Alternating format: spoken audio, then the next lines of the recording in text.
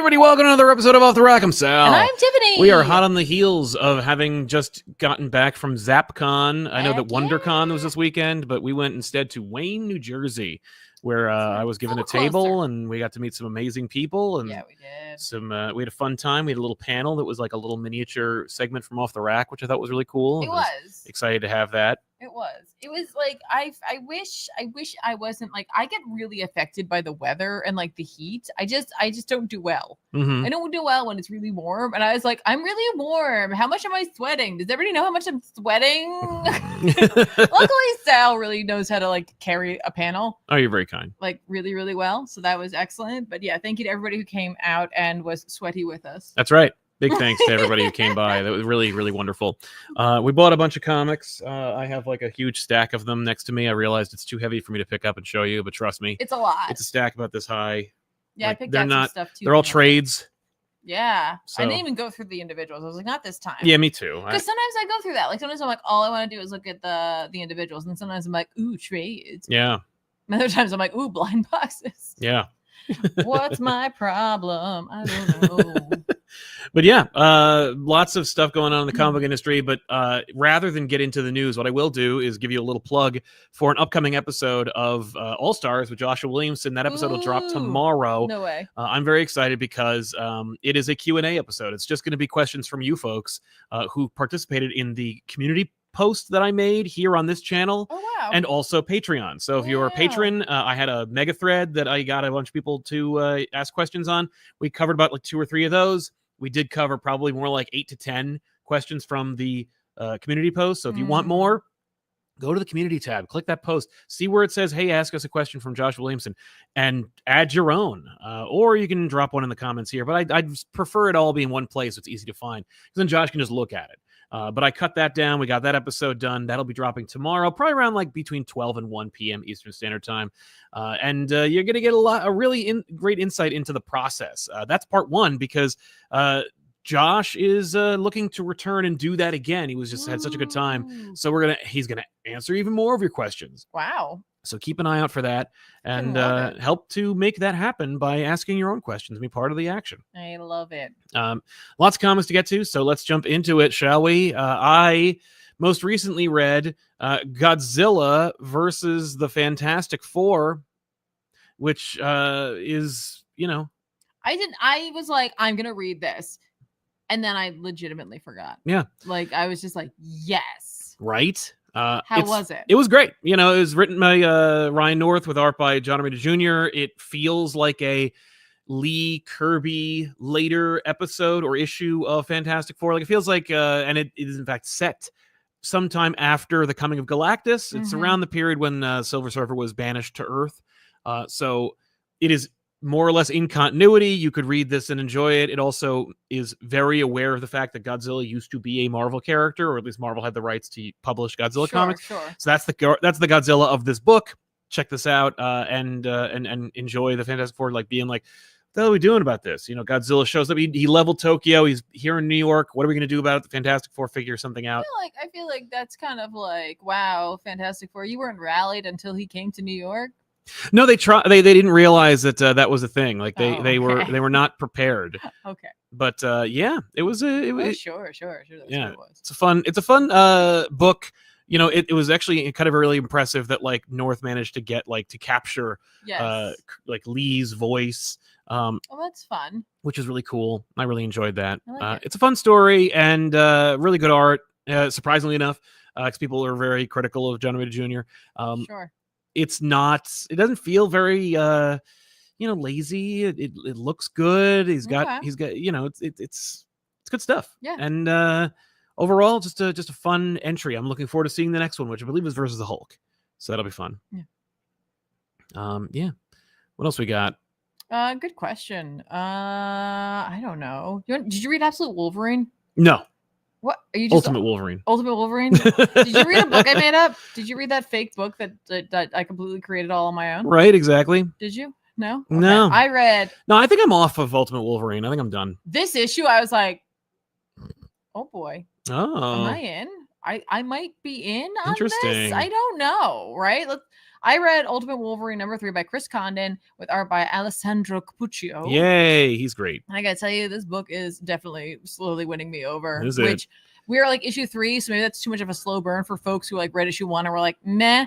But Yeah, that was kind of me. When you see that cover, right, and you see that it's Gambit, all of a sudden my interests have gone up quite a bit. I see. Like maybe it's just the Remy LeBeau of it all, but like I really liked this issue. Right, because you're getting Ultimate Gambit too. Yeah, well, it's like we're getting a real idea of this area of the Ultimate Universe, and by that I mean like the Rasputin-controlled area of the Ultimate Universe. And we're playing not only with X-Lore, but also Winter Soldier. Black Widow shows up in this, right? Oh, so like we're okay. taking some ideas and we're kind of combining them. Now, of course, Ultimate X-Men exists, but it's playing with very different lore entirely. Okay. So like this is kind of like if you were like, but I just kind of wanted to see an ultimized version of X-Men. Yeah. This is probably your avenue for right now, where it's like, listen, we brought in Wolverine, we've got Gambit, and he's not with Rogue. Oh yeah. That is Kitty Pryde. Oh, what? That's interesting. Okay. And it's like, and they in this like need a driver because their driver died. Okay. Like by Wolverine's hand. Oh, and, sure. Yeah. So they need a new one, and they pick up Natasha. Okay. And like, you know, she's being the Black Widow, essentially. We don't know that yet, but you know, she is. Yeah. Yeah, I think it's just because of the fact that like, I don't know. It's like this is an entirely different universe. So when we introduce her, I'm just like, she's gonna betray them. Sure. It's like I feel like there's gonna be a shoe. There has to be a shoe. Where's the shoe? It's gonna hit me in the head really hard. Additionally, in this, we see Gambit and Kitty having a relationship. She's obviously more mature. She's older. You know what I mean? But we also see that Logan and Kitty had a relationship, and I'm like, in the Ultimate Universe, I think I'm okay with this. Right. Like she's just a different character. Yeah. And she's not the little kid, at least as far as I know. Right. And she's more or less the same age, but issue, still. But like she's an adult. And like she was with Logan, apparently. Like they did, there was definitely at least a kiss we saw. And I was like, this is interesting. Like this is legitimately interesting. Now, again, depending on what we learn about their past, I may have a different opinion of it. But right now, I'm like, that's interesting. Sure. In this universe, Remy's more mature. Okay. So, you know, because he's obviously part leader of the Resistance. Right. But there's still the elements of him that I love, right? Like there's just like he's still a little like wise talking and stuff like that, but like he's much more like focused, like very focused, but also has time for at least Kitty. Sure. Like he's always got time. Well, who doesn't? Always got time. And it's really interesting because like in this, like there's a moment where Wolverine and like a group are going through a tunnel in order to try to find the Resistance. Okay. Right? And they notice that they're all like chess pieces, they're all queens lining the tunnel. Okay. And they're kind of like glowing. And so Wolverine throws one of the guys at it and it explodes, right? And I kind of liked the idea here that maybe Cappuccio and Condon are saying that like this is a Remy that yes is going to use game stuff, but by using chess it like shows that he's more strategically thinking about things. Exactly. He still uses cards, right? So we still have that like classic Remy LeBeau, but I was like that's kind of like a cool like bit of like iconography where it's like look at the chess pieces. That's how he's thinking. Yeah. It gives you a new version of him while also like still using similar visuals and images that you'd be used to. Absolutely. In this, they're trying to like get out via truck. They've got like a bunch of stuff. Black Widow's at the wheel. The truck doesn't start. They got to like kind of fend off like this, you know, Winter Soldier that is coming. And like when they see, I think he's the only one left. Like coming and they see an image of him. Yeah. Like I think Kevin says something like he's just a guy with knives. Okay, I'm concerned, right? Yeah. Because he's essentially like just a dude with knives. That can't be good. Sure. Right. But like they also like I think Gambit initially is just like reminds me of a guy I used to know, but his were made out of bones. And I'm like, right. And so then we get like a flashback, a little bit of like when Kitty, like she shoves her hand into Wolverine's like head to be like, why don't you remember me? Oh, okay. And like you see them like having like a tender moment Yeah. before like she is able to push him out of the truck and like part of his mask pops off. So I'm just like, okay, the drama is showing up. The drama has arrived. And honestly, now that there are a couple of other X characters in it, I'm like, I think I'm a little more interested in this. Additionally, Capuccio, man, just give that guy all the snow sequences possible. Like he draws Black Widow, they pick her up. You don't know who it is. She's got like, this big parka on. It's just this beautiful sequence of like the snow, and then she like reveals who she is. And she's wearing a big parka, right? So you know, like the cuffs on a parka, yeah, and they have those lines. Yeah. So Capuccio leans into that to make you like recognize that this is Black Widow without it being her stingers. Yeah, and I was like, that's really cool. Great use of art yes. to like inform the reader. Mm-hmm. Overall, this issue for me has been the best of this series. I'm not saying it's better than anything else I've read Ultimate wise, but like I feel like this is getting some momentum. Yeah. So if you were kind of sleeping on the first issue because you're like, I don't like this, right? Maybe try the third issue. The second issue, I don't know if you really have to have read it to understand what's going on in the third. Okay. I think you might actually be okay if you're just like, let me just peek in on this. Yeah. But I'm like, I'm a little more interested than I was. Nice. That's cool. I should mention, by the way, you know, I wanted to do it as a transition from Godzilla versus Fantastic Four, but IDW has the Godzilla license as well. And this is today is the last day that you can actually pre-order Godzilla versus America Los Angeles, which, by the way, is really cool because the proceeds from this issue will be donated to the Bink Foundation, a charity that helps LA comic book stores and those that were impacted by the tragic wildfires. That's awesome. How much are the proceeds? I believe all like of the 100%? proceeds. 100% of the proceeds are going for that first issue. Freaking awesome. So it's definitely worth checking out that's and pre-ordering. Like, listen, that's worth it alone. You're going to be getting opportunity to donate, but also you get something for it. Yeah. So I think that's completely worth it. I love that. I agree. I should also say that I've at least had a chance to look at the new Godzilla book, and it's dope looking. I got an unlettered preview of Godzilla #1 from Company, from Tim Seeley and Nicola. Oh man, Nicola, I'm sorry. There's no way, but I will paste your name in the chat so that you guys know the struggle that I have here. But yeah, man, it looks great. It's a neat idea, and it looks engaging and exciting. Yo, I'm down. Godzilla is having a freaking renaissance moment right now. You might even see more Godzilla in literally 2 days on youtube.com/ComicPop. Who knows? Maybe. Keep your eye out. I don't know. Hang on. I want to give a shout out to someone in the commenters. Mm-hmm. After we went to Zapcon, scroll down a little bit more. Scroll down. There it is. We went to go see Princess Mononoke, and thank you, legitimately, Alex, for saying hello to us. That was freaking awesome. Thank you. That like blew our minds and made our night. So thank you for stopping and saying hi to us and just being generally cool. And also, Warwick, New York is adorable. It is. Yeah, we went to a wedding in Warwick. I had to pump my own gas there one time. You did. And as a Jersey girl, that is a terrifying prospect. I'm way better now. You are way better now. Yeah. Good old Warwick, New York. Hey, the Warwick Drive-In. Yes. You get those amazing pies at that pie place. Yeah, there's a cute little orchard up there. There is an orchard. Well, I don't know if it's in Warwick, but it's close to there, but it's cute. What's that? There's cherry picking, or is it where did you go? I've never been cherry picking. No, you didn't. Didn't one of your friends bring you like to go like strawberry picking or something like that up there? No. There is an area where you could pick some kind of fruit, and you did it at one point. I have picked some fruits. Yeah, at exactly. some point. But yeah. But thank you so much, Alex. It was really, really nice. Like we were all just like, oh, cool. So if that happens, if you see us in the wild, it's true. Yeah. If you're in the wild and you see us, let us know. Say hi. Yes. I had a chance, of course, to read Black Canary Best of the Best from Tom King and Ryan Sook.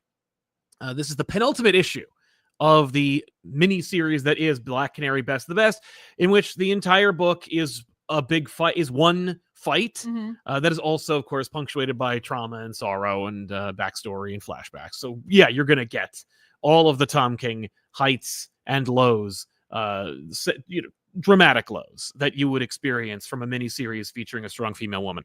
That said, great issue.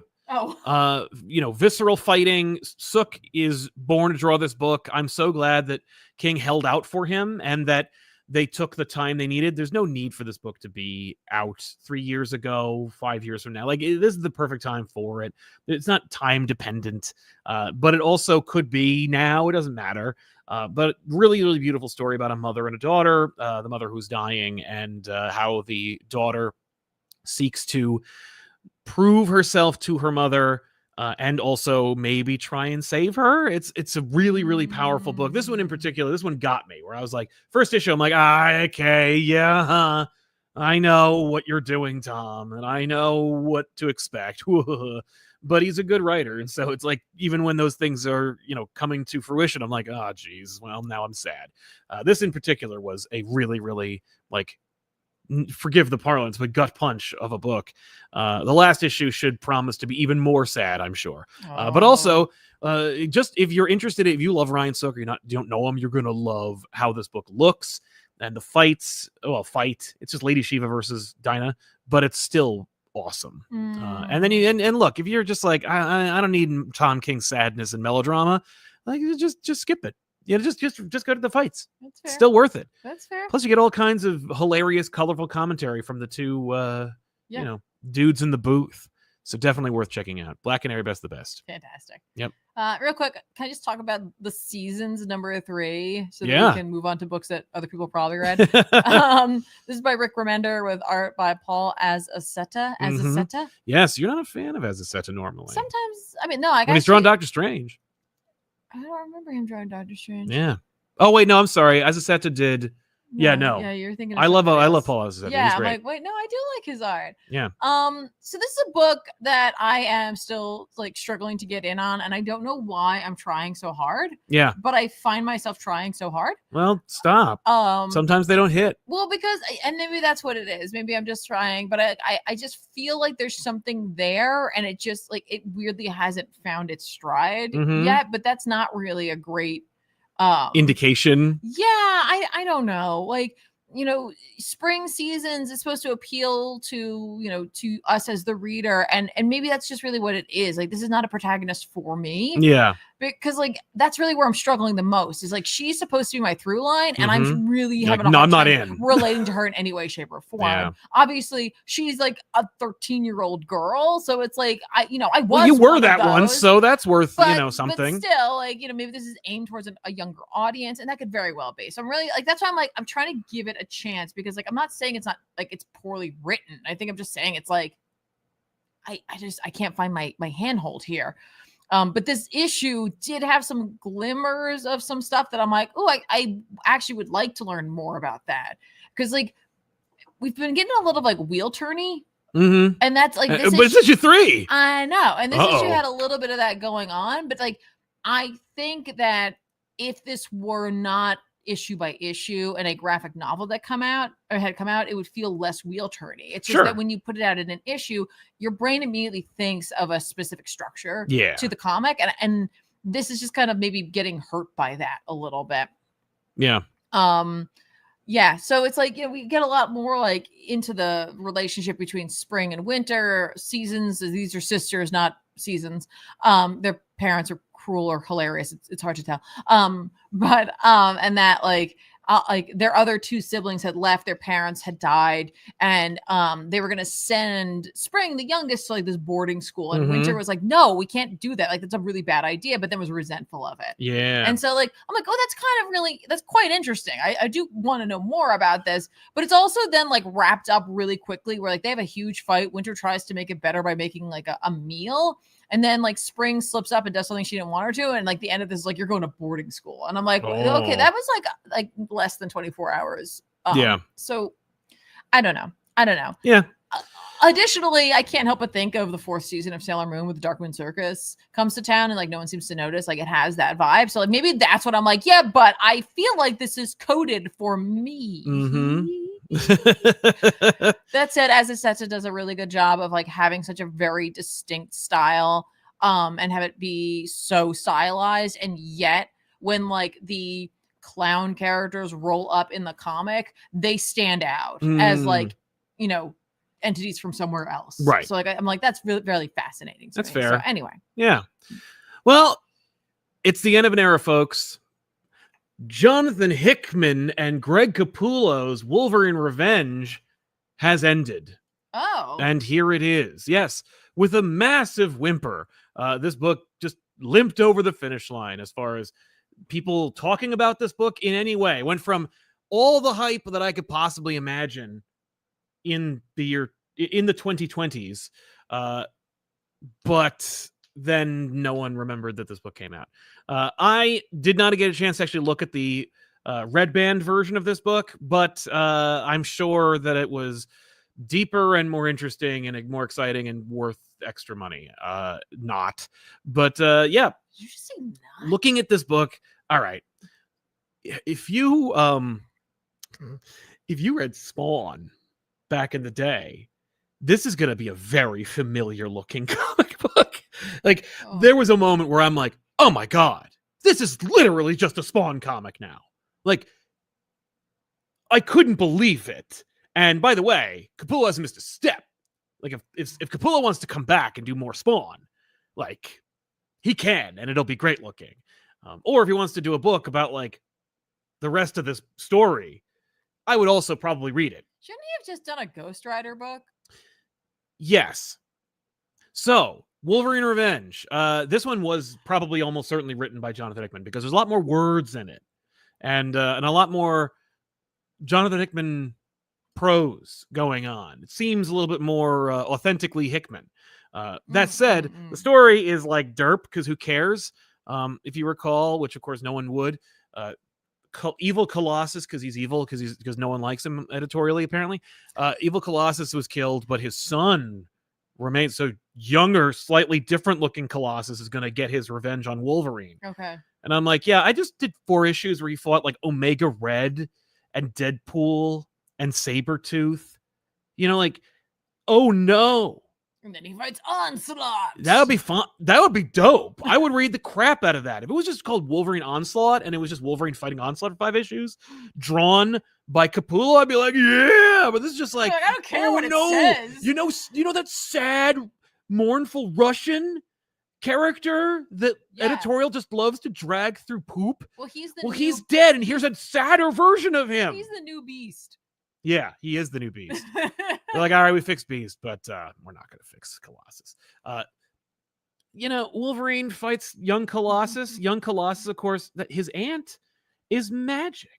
So Magic bequeathed him her sword.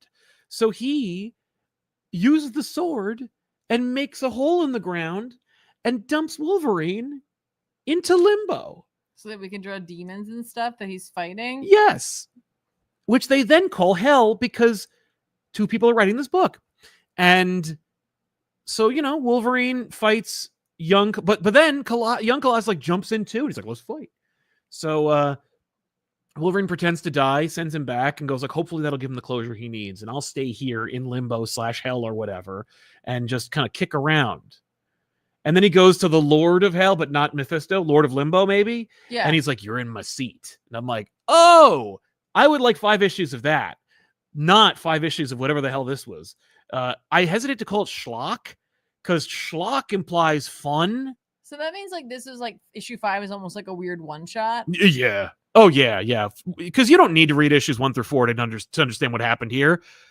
Because young Colossus is like, you killed my dad, and there's even a flashback. Like we waste pages showing you that Colossus loved his son. And I'm like, I know. But not only did I know, I don't care. So, you know, a little 1-2 punch for you there, Wolverine. Nice job. But like, it looks great. And Wolverine fighting demons and young, I'm like, this is just a spot. I've seen this. Yeah, I've seen a like character protagonist fighting demons in a hellscape drawn by Capullo 30 years ago. Right. And it looked exactly as good as it looks now. Yes. Well done. It's a weird mixed bag. I can't wait to talk about it on back issues. Oh my God. Ethan's going to be like, no. Everyone's going to be like, no. Yeah. Especially me. So you don't need to read this, folks. Let's chat about Flash. Yeah, let's talk about Flash, huh? Because you're reading Flash number 19 for now. Written by Cy Spurrier with art by Vasco Georgiev. Eclipso is back. I know it says he's back from the dead. Dude. You're like, he's been back. You're like, but Tiffany, he was back. because just like what Sal said, but like it's like he was here, but now he's whole. You guys remember that lizard lady who he was trying to get rid of? Oh yeah. Yeah. Eventually, Linda uses magic that she like got from someone else to be able to talk to her to be like, listen, honey, he's not worth it. Yeah. He's garbage. So she gets really mad and she crashes the machine and lets out everything, all the hate and all that stuff, and just not the hate. Eclipso becomes whole. Okay. And worse than ever. Yeah, sure. Yeah, because he's powerful. He's a crazy god. But also now he's like entirely consumed by his hatred for Darkseid. Right. Which he can't do anything about because Darkseid's gone, right? dead, or whatever. And then on top of it, he consumes the power that Foxy, the Flash dog, had. Yes. And so now Eclipso is growing to be something more than he was and is looking to take the place of Darkseid. So, that's kind of an issue. Yeah. We get to see the Flash family roll up and be supportive again because they seemingly weren't for a hot second. And so it's like, all right, it's interesting for me because they're like supporting and loving. And that's great, right? Like, I really like that. And I like the fact that like, just because in the last arc, they had like this major growth moment, like as a family as a whole, doesn't mean they're all out of the woods. Right. That doesn't mean that they're never going to mess up because it's like, that's reality, right? Yeah. Like maybe you have a really deep conversation with like a significant other, a loved one, a friend, anyone. Right. And then like, you're doing better and then you kind of fall back. Oh, oops. You know what I mean? Like it's not always going to be so cut and dry. No, it's true. And Spurrier is making sure to write them like that. And I really like that. Like I really enjoy that, but I know not everybody does, but I do. Also like Wally gets to have like in the last arc, he got a little bit more insight into himself. But again, he's also someone where it's like, it doesn't mean he's immediately going to change just because he's the Flash. You'd think like everything he does is super fast, but change isn't easy. Right. And I think that's kind of cool when you show that through the Flash. Absolutely. That it's like, it's a good use of Flash. Yeah. My guy can run across the world in like a heartbeat doesn't mean that like he can completely change who he is in that same amount of time. Exactly. Like, no one can. Also, like this issue makes sure to remind us that Flash's power set is like ripe for evil, as Ethan would also remind us of that. Yeah. Because like obviously the other Flash, they're like he can kill everyone in like a second. Yeah, right. The one that's kill us all. And angry, like Nightwing's like these are the reasons this is bad, and they're like we know. But the Justice League has like a plan, but it turns out they're like the Flash has been through so much since the last time he came up with this plan that like you can't beat the Flash. Right. Okay. But they work it out. The two Flashes work it out, and I like that quite a bit. Yes. But that like the importance of that for me though is that like he's like one of the most powerful characters, if not the most powerful character, if you're Ethan. Right. But like should be right, but like he's also just like a good guy, and like that's what it takes. Like he's like it's not just enough that you have a costume and powers. Right. You have to be a decent person. Luckily, most folk who have been bestowed with the Flash's ability to access the Speed Force have genuinely been good people. Right. And like Wally's a really good person. And if he wasn't, you could you use your powers for all sorts of inappropriate or evil things. And I'm like, right. Like, it's so easy to just think like, oh yeah, whatever. They're just good guys. Like, sure, whatever. But it's like with the Flash, with everything they can do, they need to be a good guy. Yeah. Like, right, because otherwise they're just they're a god who could kill us all. Exactly. Like if he has a bad day, they're just gonna be a Watchmen character. Right. But that struck me too because it's really like easy to see them as gods. Yes. Right. And as much as Wally and Barry are, guys with powers. Right, they were humans. They were born. Right, but there's something about Wally in particular that just seems so much more fallible. Yeah. He's not a bad guy. He's just more human. And I think that's really what Spurrier's like tapping into is that like, that's what I'm getting out of it. That he's like, this is a guy. Yeah. Who has like all this power. Yeah. And, he's just doing the best he can with it out there. And I'm like, yeah, that's just like any of us. Like you made this character who is so like nothing I could ever imagine even be someone that I'm just like, yeah, man. I get it. Yeah, we're both putting our shoes on one at a time. I mean, you do it in like half a second. Yeah, you do it. But like, we both got to do it. Exactly. So like, say what you will about this book. I think it continues to be whip smart for sure in terms of superhero stories. And I feel as though like Spurrier's story structure and dialogue may not be to everyone's taste. It's and true. I completely understand that. But I hope people aren't confused by being like, I'm not a fan of something with confusing it for a bad story. Yeah. It's not a bad story. It just may not be like the voice and structure you're looking for. Yeah. But yeah, that's all I want to say about that. Oh, Yeah. also the art looks great. I mean, as always. Oh, like, sure. Georgiev's doing a Georgiev great gets job. it. Yeah. It's just, it's fun. It's energetic. Mm-hmm. Yeah. We had a chance to read Amazing Spider-Man number 70 from Joe Kelly and Ed McGuinness. Spider-Not. Oh, you're right. I didn't even notice that. That's funny. Yeah. It says it right there. It does. It's not. Not. That looks like an afterthought. Or not. Anyway. An afterthought. Exactly. But yeah, this is the conclusion of the 8 Deaths of Spider-Man. It's over, folks. And here it is. So and they have the audacity to say that there's like one world under Doom. Like, yeah, no, Doom was always Doom part of in it. this. Doom's in it technically. It has nothing to do with one world under Doom. If you're like collecting one world under Doom, you're good. But yeah, this is over. But Joe Kelly's work will presumably continue after this as the regular writer, which definitely was not part of the plan. But yeah, so okay. I've been really critical. I've been hypercritical of Amazing Spider-Man. Yes. I will continue to be until there is an actual like change as opposed to cosmetic nonsense being done. But this issue in particular was, as you'd imagine, written by Joe Kelly and actually written by Joe Kelly this time. Really well written. Yeah. And explains why we did all of that. Yep. And I think if you just cut out all the not Joe Kelly issues, you'd have a story, like a 3 or 4 issue mini, or maybe an 8 issue mini. Like I think that the 8 Deaths of Spider-Man was supposed to be 8 issues, and I think it like didn't. Yeah, but I don't think Joe Kelly wrote 8. So I think he wrote like 3. But you get this, and yeah, I think that you'd have a story. The ending of this perfectly explains and justifies all the crap that came before, and articulates what the message was, what the point of the 8 Deaths of Spider-Man was. And it was sad, poignant, well executed. It helps you forget all the crap because it was so much better than any of the other stuff before it. Like it was the event was not good. There were many bad parts to the story, and it was unfortunately maligned by editorial, I want to imagine. Yeah. Or just the need to extend it so that Joe Kelly could develop an entire like pitch deck for the next run. Yeah. But either way, this issue was good. It was. And like we had watched Spider-Man be a nihilist. And I think because it got dragged down for so long, it like, and because it wasn't written by Kelly and it didn't look very good. But then to see where this ended up, I'm like, I can start to understand where Kelly was going with this.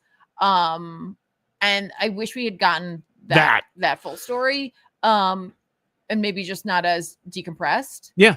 Instead, it'll just be forgotten. It'll just the trade will be what you see. But it does have like a fairly iconic like kind of moment for Spider-Man where he like rallies and we like see him like have hope and like understand why life is important and like teach lessons and all this stuff. And I was like, that's really cool. Yeah.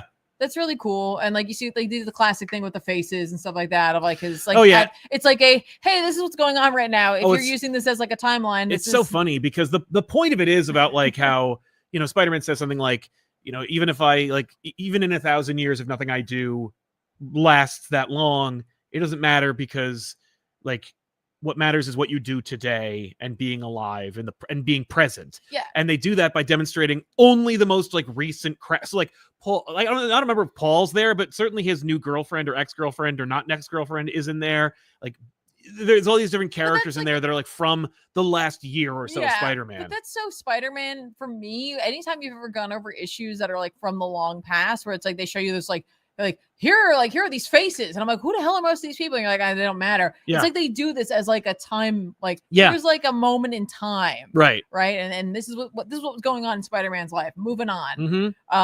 I think Joe Kelly had something nice to say in this issue, and that's all I can say about how 8 Deaths of Spider-Man went. Like I liked Joe Kelly writing like dialogue between Doc and Peter. I don't know if this this doesn't make this good. No. At the end of the day, like No, it just like doesn't I was saying justify it. before, that like, you know, just because it's not my taste doesn't mean it's bad. Yeah. Just because this issue was well written and I enjoyed it, doesn't make what happened throughout worth it. Yeah. Yeah, it was like, yeah, it just wasn't quite enough. No. But like what was in there was well done. Yes. Like seeing like Cyttorak learn a lesson, like the idea of, you know, Peter Parker through his nihilism and his acceptance of like being like, I can't be nihilistic anymore. I have to rise above. Mm-hmm. Like the idea of nihilism being kind of like what Cyttorak represents. Yeah. And then like seeing Peter Parker, much like when Squirrel Girl defeated freaking what was Thanos. Mm-hmm. Like Peter Parker, like being able to rally Cyttorak to move. I mean, additionally, his daughter did too. But Right. like Exactly. to take action. I'm like, that's cool. Like that's like it's a little thing that someone like randomly down, like, you know, 10 years from now and be like, yeah, like that one time you got Cyttorak to get up. Like, right. You know, Exactly. Like, it's like it'd be a one-off joke. Yes. Much like sad emo Spider-Man. Right. dancing. Which is actually in this, or at least a reference to it. Yes. But yeah, Amazing Spider-Man. It happened. Yeah, we both, I assume, read Absolute Wonder Woman number 5. No, I'm kidding. Of course we did. Yeah, I mean, I know you did, but I also read it. 6.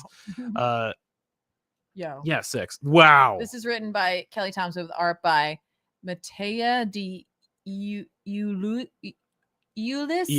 Yeah, because it's an I at the front. Yeah. And I wow. Yo, what a great issue.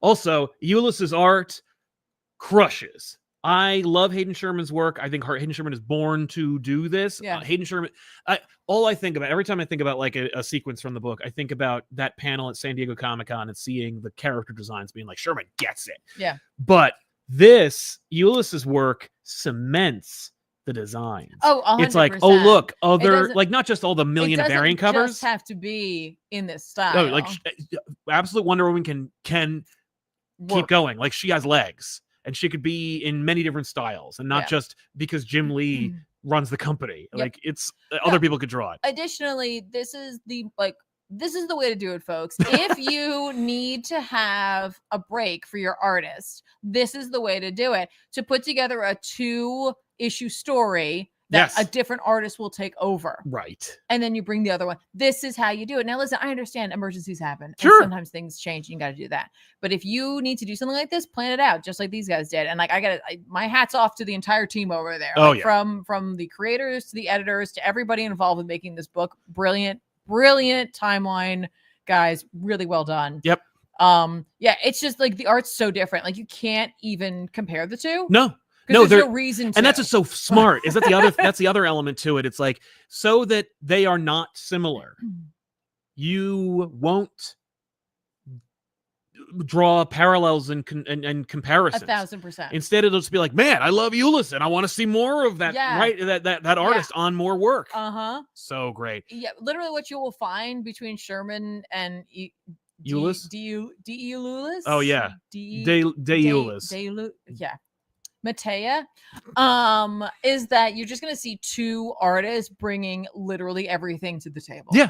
Like they're just doing everything, using every bit of their talent in these books, because I noted that Matea is the artist on this book. Right. Colors, inks. Yeah. The artist on this. Because I was like, wow, the colors is really carrying. And then I was like, never mind. I'm going to shut myself up right there. That is just the artist. Spectacular work. The splash pages are epic. Yes. And they befit a story about gods. Right. But Titans characters and monsters. Yeah. But people sitting around talking is also equally beautiful and breathtaking. But like, man, just and looking at it, I looked at it, unfortunately, on my desktop computer. Seeing it on this tablet is great. It's stunning, isn't it? It really is. This is it. I've been spoiled by reading this it on means that De Eulis must work digitally, because to imagine that there are pages somewhere out there of this it's too much to ask it's too much to ask for. This is too much to ask for. No, it definitely it strikes me as digital, but it's gorgeous. Like her reaching the summit to find Prometheus. I mean, her going up, like just climbing. Oh my god! Yeah, it's gorgeous. So this is kind of just a 2-part story. Wonder Woman is going to get. She is being kind of like interrogated by. Well, basically, Hades is like, "Hey, honey, you can't just leave hell. That's like not how this works. Did you ever play Hades? No. No, Yeah. you can't do that. Right. And so like he's like, all right, like he asks her to disarm because like the like man servant thing did not do that because he didn't see weapons, and he's like, she has like a million weapons on her, so she takes all of her stuff. And then he asks her about the various lassos she has, and so like we get the origin of one of the lassos, which is like this is a brilliant use of these two issues because it allows Thompson to then use, when we get back into it, be like, let's just hit the ground running. Exactly. I've already established this stuff. Yep. You're good. You know this is, and then I can just lean into that lore if I want to. Yeah. But that's like part of how she's writing this. Oh, like, yeah. because she's writing it like it's a modern day myth. And like I have always in my brain always thought of like DC as more of a pantheon. I know we've used that word, but in my head, that's what it is. You know, both companies have characters with long running histories, but there's something about DC in terms of thinking of it as gods, like I said about Wally earlier. And I'm like, and so then you take Absolute Wonder Woman and you like make it about magic and mythology, and she's just leaning into it, and it's just the way she depicts the story, right? Like the small things, like, all right, we are talking about the origin of the lasso, which is going to come from Prometheus. Like she gives a gift to the god, and it's just the way Diana carries herself and speaks and all of that. Like it just feels like mythology. But then when he's like, you can like take the tip of my finger, make sure to let the blood fly. Yeah. And so it's like now you get the mythology of from the blood spray of Prometheus, Pegasus is reborn. Right. And I'm like, which Kelly, by the way, love teased. it. Kelly mentioned that she's like, I have an issue where we're going to show you the origin of the Pegasus on our podcast, on Elseworlds Exchange. So check that out up on this channel. 100%. But yeah, that was cool. That was so. I forgot about Pegasus until that happened. I'm like, oh, that's awesome too. Yeah, but like that is so a bit of mythology where they're just like, and from like the blood spray, blah blah blah blah blah, and I'm like, yes, yes, please. More of this. Exactly. Right. And it's just like, it's a brilliant, beautiful moment. Yeah, it is. So yeah, beautiful, gorgeous. Oh, the little Diana. Little Diana, man. Dustin Nguyen's work. So amazing. Cute. It's really just hits into it. I can't believe you're done talking about this. Oh, okay. Yeah. Keep going. Because like, hang on, a couple of things I want to bring up. Yeah, here, just flip through. Just the best. I already. I mean, well, I mean, but it's different on here. That's true. It's different on here. I just love the idea of them doing like a let's go back in this story. I think it's really well handled. But also they call it The Lady and the Tiger, which immediately conjures up the idea of consequence. If you ever read that story, it's a beautiful let's go back story. Yeah, exactly. About like this situation that someone is in where they have to pick a door and what will be behind the door, the lady or the tiger. There's kind of so many different connotations to this story because Diana is both, in my opinion. Exactly. She's the lady and the tiger. And I'm like, you're getting both, baby. You're getting both. But I'm also hopeful that whatever consequences Hades has in store, because it is Hades, right? God of the underworld, that Diana's going to be able to navigate those in a way that he won't expect because of who she is, right? Yeah. Comics like this, like I was reading this and I was just like, comics like this make me wish I could write stories of this caliber because it's stories that make people excited to talk about them. When we were at Zapcon, I only had read the first few pages. I hadn't had a chance to read all of the book. People were just like, they were just so excited about this book. Yes. And so excited to just talk about it, but like not to prove that like they loved it the most or they were the biggest fan, just to talk with anyone else about how much joy this book was bringing to their lives, how consistent this book has been, how maybe this might end up actually being their top book in terms of absolute, right? Just the joy. But like this story also has like weight and gravitas without it being bleak. Right. Like it's really easy to go grimdark and to make something have gravitas. And listen, let's be honest, I do love those things. Who doesn't? I'm not going to pretend. But also like it could be a pitch like, oh, it's Wonder Woman, but it's really friggin' miserable and bleak. And it's like, that's one pitch. Yeah, but like this, it doesn't have to be that. No. And it's not. And like, so that's why this continues to be my number one in the absolute line right now. And like, I'm to a point where even if somehow, which I will not happen, I'm guaranteeing this probably will not happen, that like every other absolute book ended up being like kind of trash, this entire thing would have been worth it just to have Absolute Wonder Woman. Like that's where I am with this book right now, where I'm just like, yes, just put it into my veins. Also, when I was talking with somebody about this book at Zapcon, I was like, man, it's kind of sad and really great that Wonder Woman game got canceled because, just make this the Wonder Woman game. Yeah. Just make Wonder this Woman. Wonder Woman God of War. Yeah. Like just do it. It's right there. That'll be dope. That'd be sick. I don't know who's in charge of these things, and I don't need any sort of presumably James Gunn, I guess. Yeah, like, but I don't need any kind of nod to being like, oh yeah, whatever. Please do this. Yeah. Please make this into something as well to get it out there to more people. Completely. Anyway, yeah. Yeah.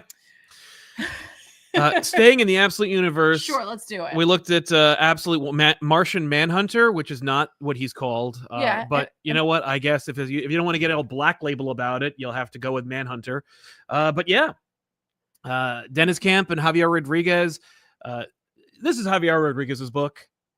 Let's completely call it what it is. Yes. I mean, this is Rodriguez doing the work of his career, just going for it, channeling Darwin Cook, I think, in a big way. Very evocative of New Frontier for me. Reminds me very much of New Frontier. Really? Yeah, I want to say, because like Martian Manager was kind of like a big emotional through line for New Frontier, and that was a period piece, which this book feels like, even if it isn't. And it's that plus the depiction of this version that makes me think, and of course, Rodriguez's art, that made me just go like, whoa, this is, I'm getting flashbacks, but in a very unique and different way. And I really appreciated that. Martian Mind Blower, I prefer that. That's a good way to call it.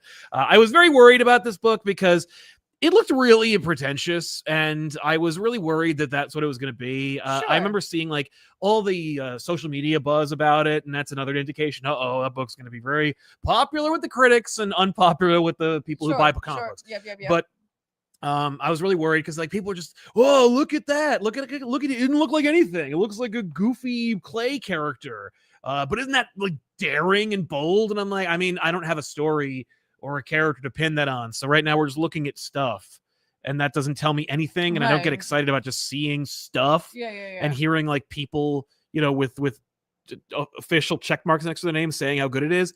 But yeah, having read it, I'm like, no, this is really good. Yeah, it's funny when you see the team on it, right? It's like, I think going into this, I knew that this book was going to be super art forward, but also have something to say. Yes. Absolutely. Obviously, with these two, I was like, but like knowing, if you know Rodriguez from Defenders Beyond or Zatanna, you already kind of knew the talent you were going to get in this, and honestly, what you could expect from future issues. It's funny. There's a lot I like in this book. I just don't have a read on it right now at all. Like, and that's how it's kind of been for most of the Absolute books, except for Wonder Woman. But again, that was like coded to be injected into my body. Yes. So I'm not judging it against, I'm judging it as it is. Right. I'm going to read more. Yes. But like, I'm like, I don't know if I'm there yet to be like, ooh, wow, beyond the art. Right. Because for me, I really want the comic to hit on both fronts. Yes. And I think it does. For you. At least it does for me. Yeah. And I'm not the world's biggest Dennis Camp fan, but this is so different from Ultimates. Yeah. For me. But it showcases the range and talent that Camp is capable of. And I'm thrilled to say that I dug it. And I like the depiction of character, interaction, relationships, all that. There's like a big emphasis on smoke in this, and as like a system for telepathy, which I was like, that's clearly like our main motif for telepathy. And I was like, that's cool. Like, I really like that idea, right? As it being like something that you're like, what do I do with this? Especially if you don't understand it. Yes. But like, I also like that there was a critique of the circles that humanity go in. I don't know. All right. Maybe I may have been reading into it. Probably not. That's what this book does. Right. To not be like, did you notice? Because I don't really know if it's there or not, or if I'm just seeing something there in the smoke. Yeah. But so many people are actually smoking. Right. And I know it's supposed to be like adding to the telepathy thing and all that, right? But they're actually smoking, right? But then we'll also see like Martian Manhunter in like the ER, and the ER is packed and he has to take a number, right? And there's like it's like a ticket system, and the healthcare system is just overworked, but you have these people who are consistently smoking, which are killing them. Right. And I'm just like, I kind of like that like dichotomy of like, they're doing it all the time, and then they get to this place that's supposed to help them, and they gotta wait forever, and B, when they get there, because there's so many people, like they're not getting the care that they need. Yes. And I was like, that's there's something there. Yeah, and that's definitely on the same, like that's on Camp's radar. He's definitely talking about that. Yeah. I think so. Yeah. I don't know. I don't know if it's gonna really come up any more than that. Yeah. But yeah, there's just like a ton to unpack for me. Yes. But like for right now, I'm gonna reserve the right to make a call on how I feel about it until I read another issue. Right. Because I feel like there was just so much art forward this time, which I Mhm. do like. Yeah. I do like, but like I want to get a little more of the substance of this book. Well, and I wonder if this is a very good addition to the Absolute Universe, or whether this is a great Martian Manhunter Black Label book that has the Absolute logo on it. Like, this could have easily been oversized and hailed as one of the best Martian Manhunter comics of all time. And instead, it's got to bump shoulders with, Wonder Woman and Big Batman. And I'm just like, can that happen? I don't know. Can this book achieve that? Is that a thing that would diminish the artistic integrity of this book? I don't know. Well, I think that's why I need to, like, I'm reserving that want to judge this book, because most of the first issues of the books, except for maybe Superman, really kind of got into like a little bit of the origins. We got like some samplings of those. And I feel like this one hasn't really gotten there because we're trying to unravel this mystery, which is very befitting of a character who usually works in the police department, but works for a government department in this world. But like, there was part of me that was assuming we were kind of doing more of a Manchurian Martian here in a way. So like, I'm like, are we going that way? And if so, I'm in. Like, I would definitely read that. And again, like, I'm not saying I'm like, this is bad, I didn't like it. I'm just saying, like, I don't know what to think of it just yet, beyond like enjoying the art. And so I am looking forward to another issue, and I can start to get a little bit more of a feel for where Camp wants to take the story. Absolutely. No pun intended. We, of course, also read Ultimate Spider-Man number 15 from Jonathan Hickman, this time with art by David Messina. David Messina, who's done other issues before, so in no way hampered the book. In fact, we got a chance to really see Messina's action, which was nice to see as well. Normally, when I see a Messina on an Ultimate Spider-Man book nowadays, it's going to be Pete and MJ talking to Gwen or something like that. No, it's watch Spider-Man fight Sandman, kind of.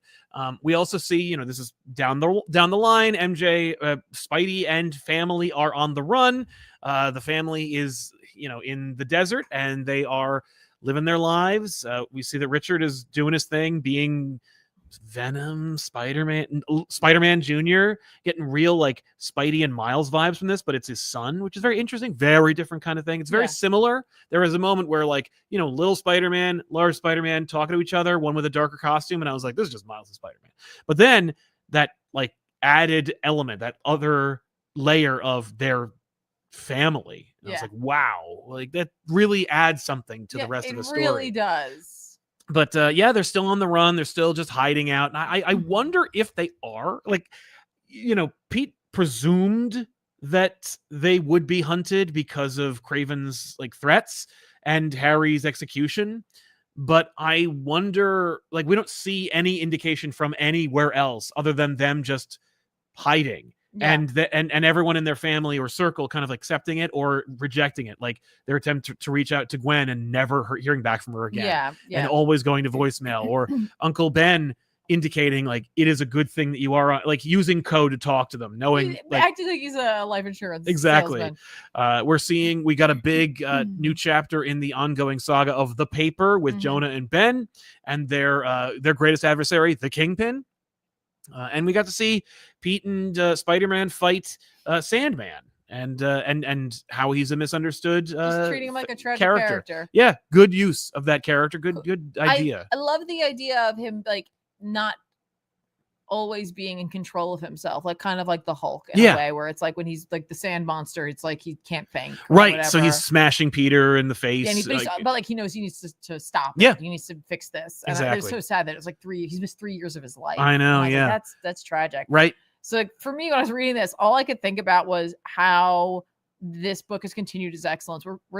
We're seriously 15 issues in, and every issue for me is as excited as when it launched. It feels like issue 3 every time. Like, and that's like baffling to me. And I don't know if it's not because of the fact that it's like one day this will end. Yes. There's like that element of danger around every corner for your characters. Yeah. I don't know. I feel like that's an addition, but it's just also really well done. Yeah. I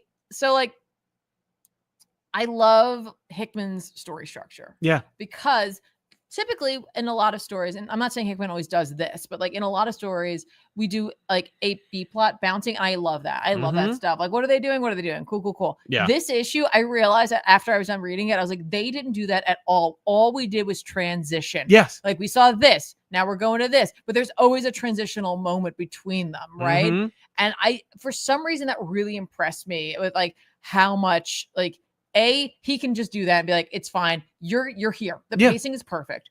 But also, it struck me how much Hickman can accomplish in one issue. Oh, yeah. Like, yes, absolutely. Like Wolverine Revenge. He furthers the plot, right? Yeah. Done. Furthering the plot, there it is. But he also is able to naturally add so much character depth in just a few pages. Yes. Like, we are barely seeing some of these characters sometimes for more than a couple of panels, but we get so much about who they are and why they make decisions when we see them. Yeah.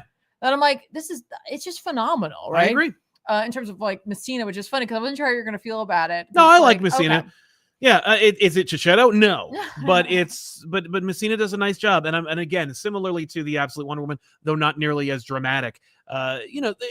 We miss Chichetto, but I don't feel like I should like have to pay half for the issues that Messina's working on. Like Messina does an admirable job. No complaints about what Messina's doing. Yeah, like I thought he does like some really fun emotions.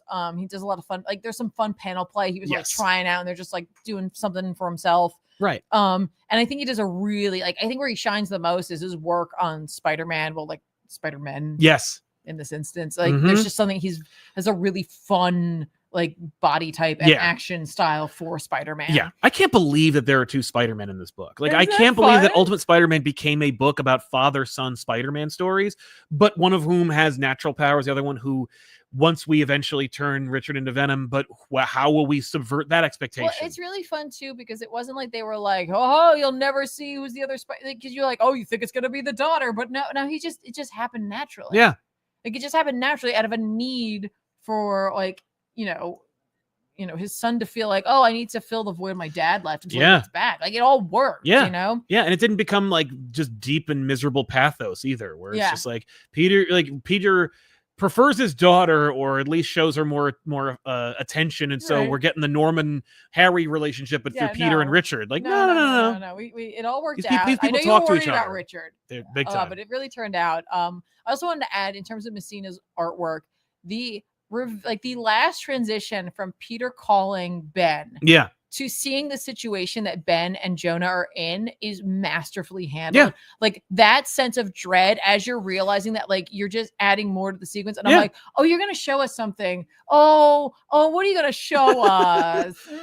And then you see what's there. You're like, oh, geez. Okay. Damn it. Okay. That's not good. Like, that's definitely not good. You don't want to be on their radars in that capacity. Yeah. But I was like, that's really well done. Really well done. I want to give him his flowers for that. Absolutely. For that sequence. Yep.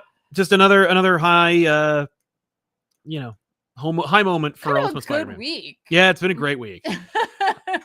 Uh-oh. Except for the fact that we also read Batman number 158. Oh, I read this. I didn't read this. I didn't think I was supposed to. I'm sorry. Batman 158. Was I supposed to? No, who cares? Batman 158 from Jeff Loeb and Jim Lee. This is Hatoosh, or Hush 2, the third sequel to Hush, but this one's called Hush 2 anyway. And this is Batman. This is a direct sequel to the now celebrated, famous, been around long enough to have people say that it's overrated, Jeff Loeb and Jim Lee epic that is Batman Hush. We see this issue in basically go, hi, I'm Jeff Loeb and I didn't read anything from DC Comics the last 25 years. So let's get started. And look, when you put this in with the oversized or absolute or whatever edition of Batman Hush, when this is done, which will probably be in another 3 years, because there's no way that Jim Lee is done with this book. It's gonna it'll read really flawlessly, except for the fact that 20 years worth of stuff has happened between the last one and this one. Like the first Hush teased the idea that Jason Todd might be back from the dead, but no, it's definitely Clayface. And then now, not only is Jason Todd back from the dead, but he's also gone through a myriad of different incarnations, and now he is a regular member of the Bat family, has been for over a decade. Right. Like Barbara Gordon is walking. Right. All the things that have already lost their novelty because they are old hat. Crazy. Damian didn't exist, but here he is, or could participate. Does that bog down this story? Time will tell. All I can really speak to is this issue, which is, again, like so smart to make this issue 158 instead of going Batman Hush 1, Batman Hush 2, number 1. So smart, because over 400,000, maybe more pre-orders for this book. For just Batman. Just a huge shot in the arm for Batman. Yeah. If you are on the pull list, if you people pre-ordered Batman Hush, they're like, let me in on Batman Hush 2, I'm in. Yeah. The next Matt Fractions chapter after that will continue the trend and hopefully keep Batman high, and artificially inflate the numbers for Batman continuing like they did for Snyder, where it was like it just never stopped being high and changing DC's perception of how Batman should sell. But yeah, this is if you were expecting Jim Lee to draw Batman, you got that in this book. If you were expecting Joker to take a big prominent role in this book, well, I guess you know more about this than I do, because I did not expect Joker to be prominent in this book, but he is. But only for this one issue. It seems like they're going to take Joker off the board, do a whole Joker issue, and then we'll deal with it later. And the idea being that like Batman is going to deal with Joker. Joker's playing some, like, he's repeating himself. He's doing crimes that are evocative of older stuff. And then Batman eventually finds Joker, deals with him. But it turns out that Batman does not find and catch Joker. The Hush does. And tortures Joker and puts him in a position where he can't participate in Hush 2. And that's it. It's just Batman looking for Joker and then eventually finding him. And also being given a, sadistic choice, like it's 2002. And so it's like, do you, like, look, I hurt Joker mortally. If you just scroll TikTok for 4 minutes, he'll die. And it won't be your fault. Or you could save him and prove what a hypocrite you are. And it's like, yeah, of course I'm going to do that. So, we're seeing that. But Hush has returned. Oh no. This book, this was not it. This did not have the sauce, as the children say. This was fine. And maybe if it came out 20 years ago, I'd be excited. But like, I've seen a lot of Joker stories over the years, and I've seen a lot of, in media res cold opens. Here's a crazy Joker story, or here's a crazy adventure with Joker. This is fine. Jim Lee's work is fine. Is it the top of his game? No.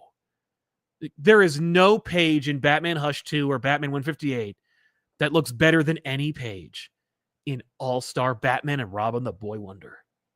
One of the worst comic books of all time. It's good looking. It's a great looking book. That's some of Jim Lee's best work.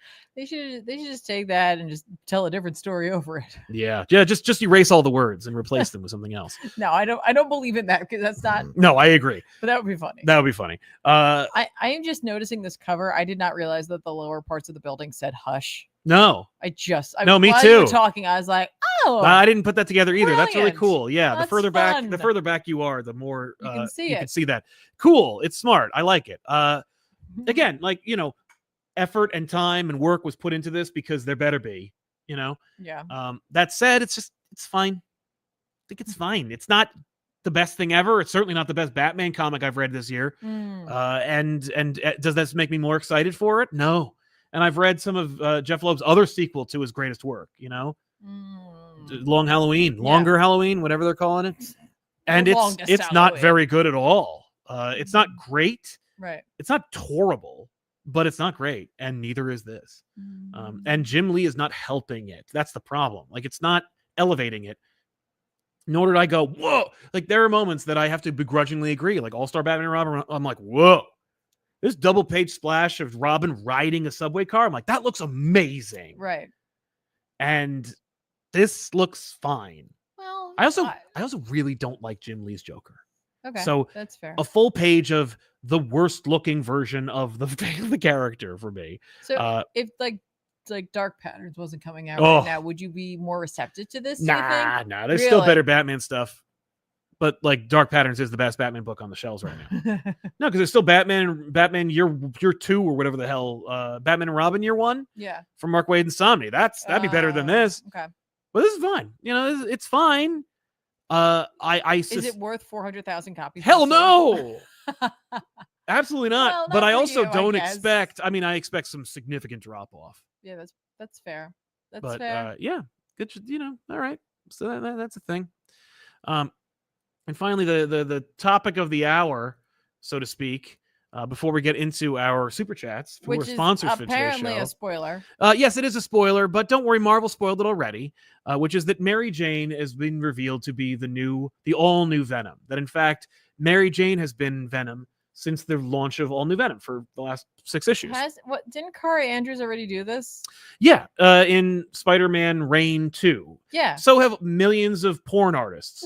But the thing about it is, this is like a J. Scott Campbell. Yeah, I mean, just wait. I'm sure there'll be more. But yeah, for those who are sick, because I remember thinking to myself, like, there's no way that Venom should be Mary Jane, because I know Mary Jane is a character, and she has a deep-seated resentment, hatred, and fear of the symbiote. In fact, it traumatized her. It broke into her home and scared her half to death, dressed like her husband. You know, and then grew a mouth on its face. Mary Jane hates the suit so much that Peter had to switch suits because of it. Right. But yeah, they don't care about that because no one who works there remembers that or cares. But there are some folks who are like, hey, no, this is just a tease or a switch, because like they did a number of variant covers. And in fact, I was in the same camp. They did a bunch of variant covers because the whole all new Venom series had opened with like, who's the all new Venom? Is it Rick Jones?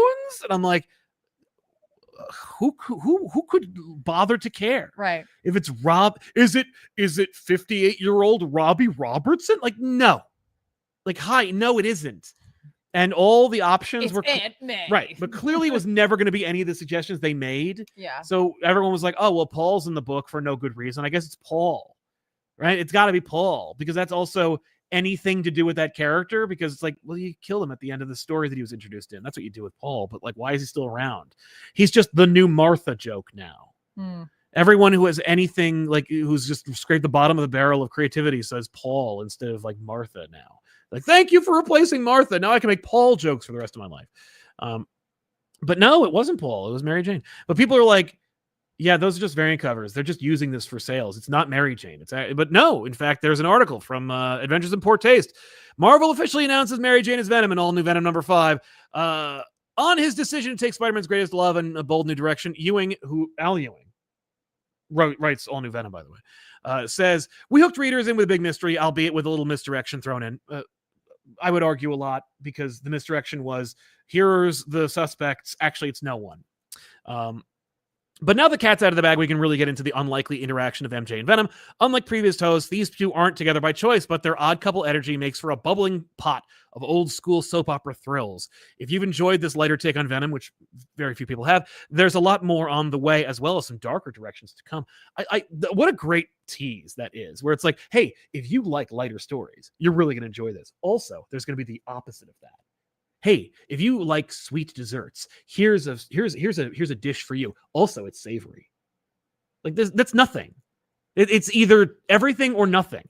Anyway, the idea of making Mary Jane Venom, that's really what we're here to talk about. And I'm not going to waste too much time, but like, that's the Mary Jane is Venom. And regardless of, and I've read the last 5 issues of all new Venom, and I can say that it's probably the worst work of Al Ewing's career, and it's a perfectly cromulent comic book. Like, it is by the numbers. The art is obviously the best part, but it is it's a flimsy, barely stitched together, very like kind of Matlockian TV series kind of show, or book. It just feels like a step backwards. It feels like both creatively and narratively and all that as a book.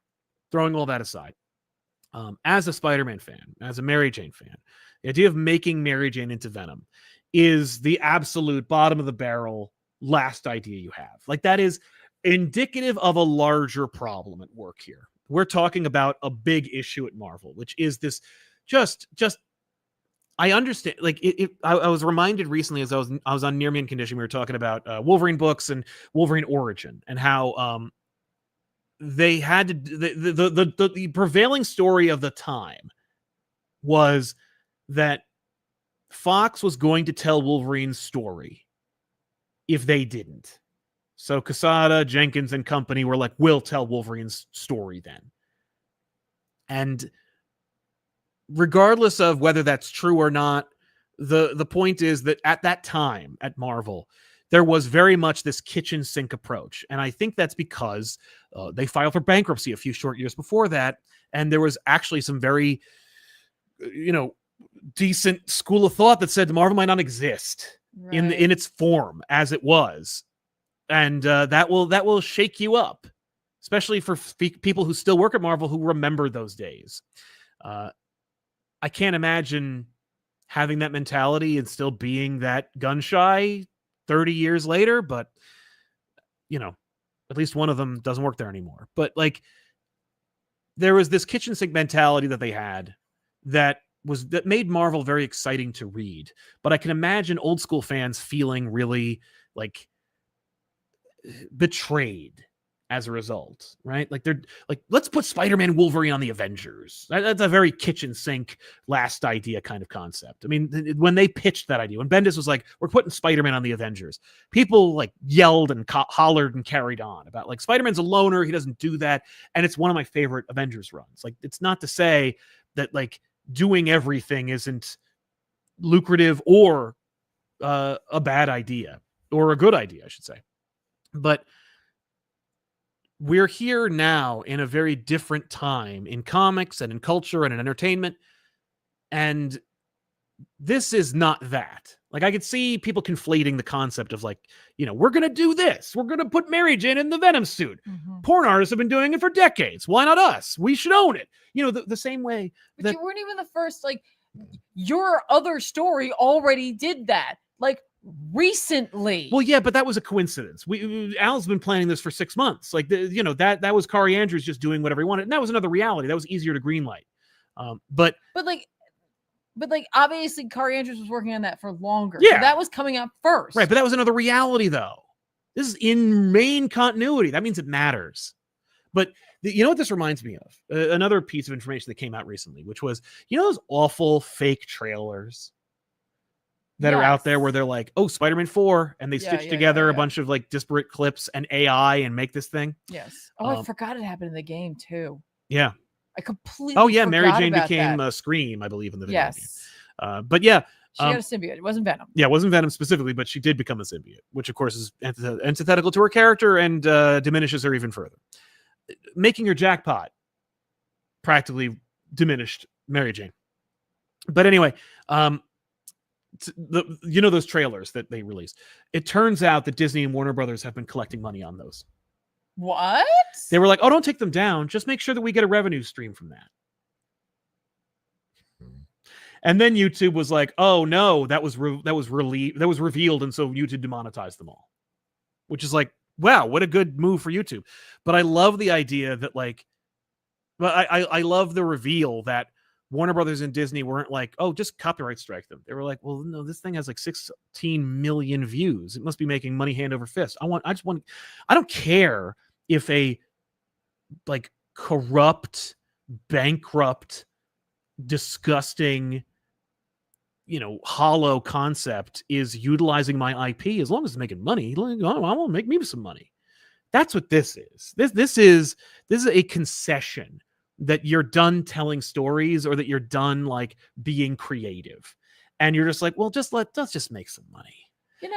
Maybe every X amount of years, Marvel has to go through some sort of bankruptcy, whether it be a financial one or what we're seeing now, which is a complete creative bankruptcy. Absolutely. In the House of Ideas. Mm-hmm. Which I'm sorry, you can't do this and then call yourself that any longer. No, that's like being, but yeah, I'm not even gonna say it, but it's yes. No, you can't do that.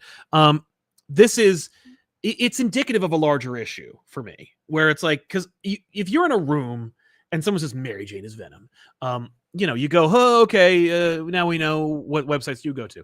But like, you don't greenlight that. You certainly don't make it like part of your thing. Right. But it's indicative of a larger problem at Marvel, which is that like Marvel doesn't know how to differentiate between good ideas and bad ideas. And that they are not, it's not like, oh, but don't worry because like great stuff is coming out. You know, it's almost like great stuff is coming out at Marvel in spite of the fact that Marvel hasn't got it anymore. And then there's the other fear, the other problem with Marvel, which is I firmly believe that because Marvel's owned by Disney and Kevin Feige is technically the COO or CCO, Chief Creative Officer of Marvel Comics, which was previously occupied by Joe Quesada. I wouldn't be surprised if Kevin Feige's been at Marvel Comics offices twice in his entire life. And I'd be even less surprised to find out that Kevin Feige has nothing to do with the comic books in any way except to have Kamala Khan die in Amazing Spider-Man so that she could give new powers and be a mutant. There's a fear, I think, and it's probably at Marvel and certainly in my heart, which is that Marvel will mess up so bad that everyone who works there will be fired and replaced by Disney stooges. Because that has always been a fear, or at least a concern, for comic book people who talk about comic books for a living at DC when they were acquired by Warner Brothers in the first place. Where it's like, well, Warner Brothers is an entertainment company. And if DC screws up enough with their IPs, why wouldn't they just replace everyone who works there with DC Studios or with Warner Brothers Studios? And Disney is even more chaotic and terrible, despite the fact that like Warner Brothers has been bought out like 3 or 4 times. It wouldn't surprise me in the least, because I've seen it happen in the video game industry where Disney will buy a video game company and then gut it and then replace it with their own staff. And then that company will lose all their money and then they'll just close it. That's a thing Disney does with video game companies. I've seen that happen 10, 15 years ago. I know that they would do that with Marvel. As far as Disney's concerned, I can imagine them going like, look, you people make the comic books, okay? I just don't want to read about any like bullshit in the paper. Like, I don't want to get a tweet that has like 600 million impressions that says that Marvel Comics like made XYZ problematic thing happen. Like, I don't want a Rachel Ziegler situation on my hand here. Like, I don't want a Marvel comic cover that says Free Palestine on it. Like, you better not just don't rock the boat. Okay? Because if you do, you're all fired. Because we don't care at all about this company.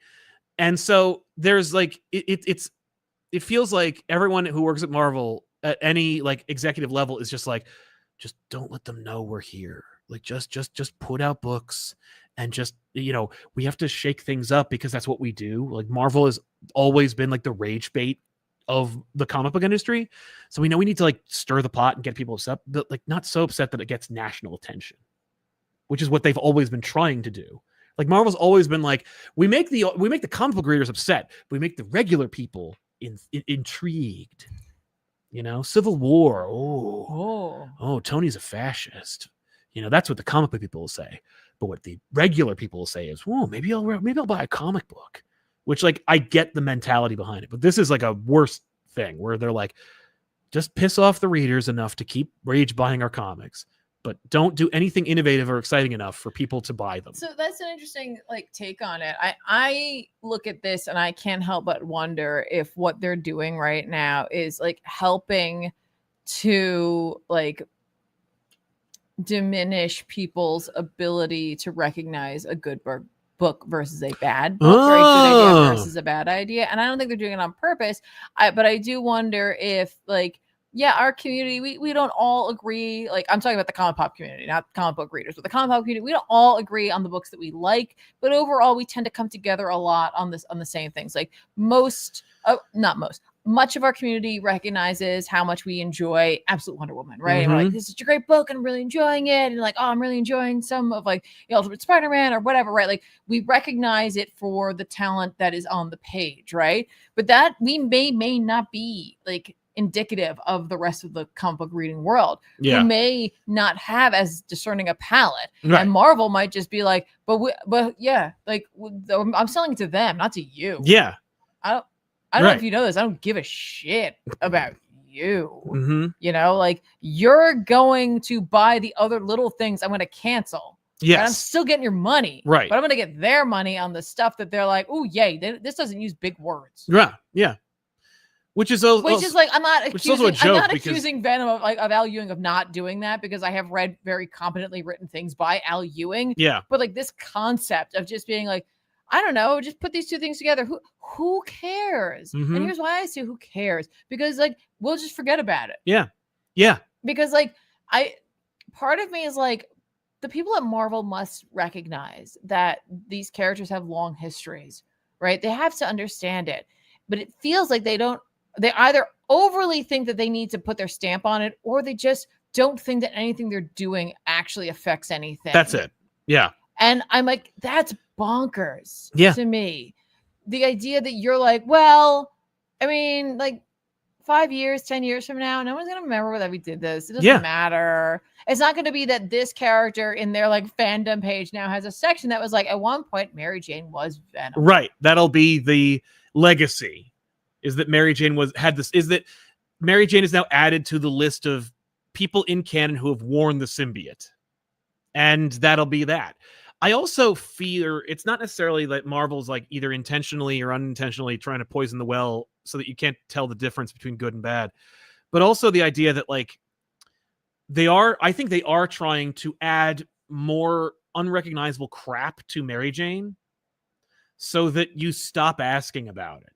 So like Mary Jane, but you're simultaneously publishing a book that is wildly successful and hailed by comic book characters as like a great portrayal of these characters, in which these two are put together. Yeah. You're also like in your main Spider-Man book at the end of Amazing Spider-Man this week, you had him sitting down with Bailey, giving him an education, like a moment to learn, which is putting him in a father figure role. So if you're willing to do that, why does him having like a child looking up at him in that role not age him the way that being married, like you don't care, you're not paying attention, you don't like, your message doesn't matter. It's not that like, oh, like it makes him old, it's just you don't want to write it, right? But like the fact is, but like you don't write it anyway. That's what I'm saying. Like you're over there complaining about how, oh, I didn't want to write these ideas, and like I didn't like doing that, or at least that's what some creators were. I'm not saying all of them, some of them were, but then you're not actually doing anything interesting, and you're making Mary Jane Venom. It's like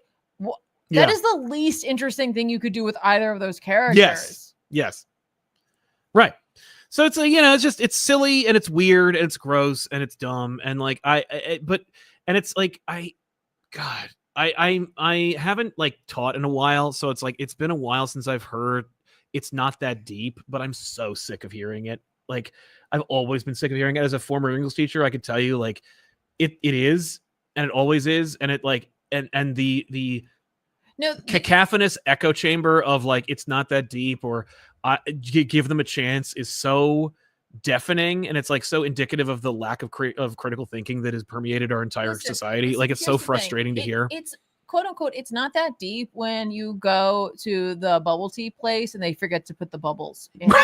Like that's not that deep. But if they keep doing it, it might become it is deep, because of the fact that it's like clearly there's a problem here, right? Yeah. But it's not that deep, because at the end of the day, like, that doesn't really, it might ruin your day a little bit, but you're gonna be fine. But the fact is, as much as it like these are just comic books, you can't have both ways, folks. You can't have people respect this art medium as like what it is, and then act like, but it's just comic books, who cares? Right.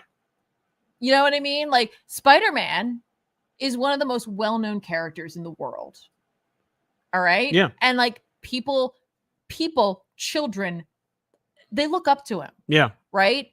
And like, I hate to say it, but like what he does kind of matters. Right. And what's going on with his group of characters kind of matters to some folks. And so it being not only art, but also a form of literature, like it has to be held up to certain standards.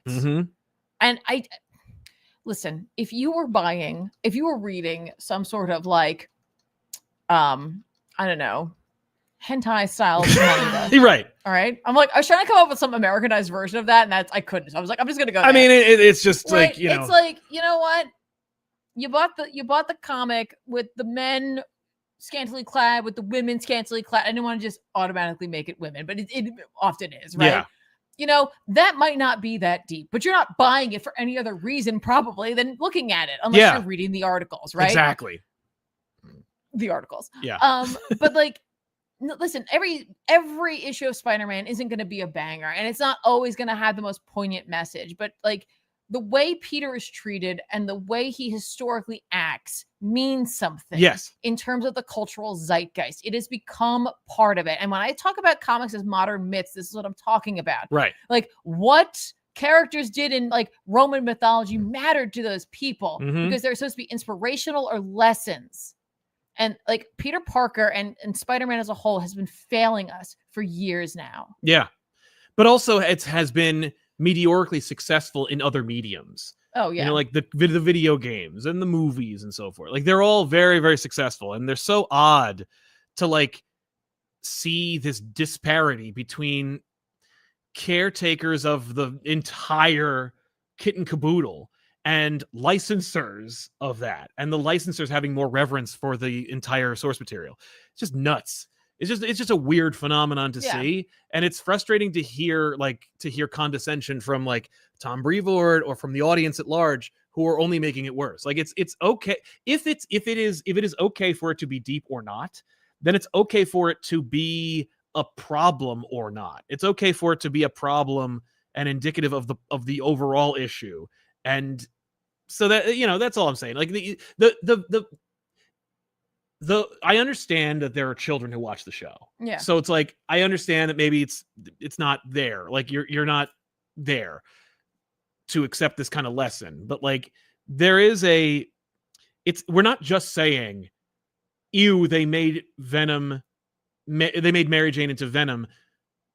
That's stupid and it's ruining comic books. That's a very reductive and like one-dimensional way to look at it.